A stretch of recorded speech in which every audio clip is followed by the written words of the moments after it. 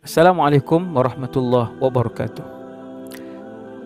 Satu doa hampir semua orang perlu.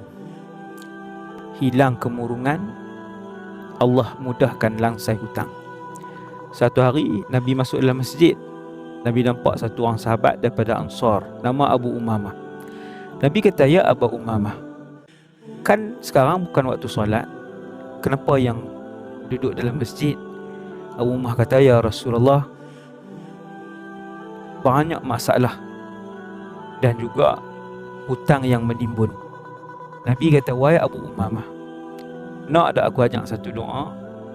Kamu sebut pagi, kamu sebut petang doa ni. Allah akan hilangkan kemurungan kamu, risau, sedih, gundah gulana. Allah akan mudahkan kamu menyelesaikan hutang." Abu Umar kata, "Ya." Nabi pun ajak, "Allahumma inni a'udzubika minal hammi wal hazan, wa a'udzubika minal ajzi wal kasal, wa a'udzubika minal jubni wal bukhl, wa a'udzubika min ghalabati ad-daini wa qahri rijal."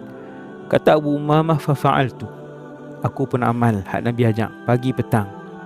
Aku mendapati Allah menghilangkan rasa sedih, murung aku, dan Allah memudahkan aku menyelesaikan hutang. Hadis riwayat Abu Daud. Jom amal sunnah Nabi sallallahu alaihi wasallam.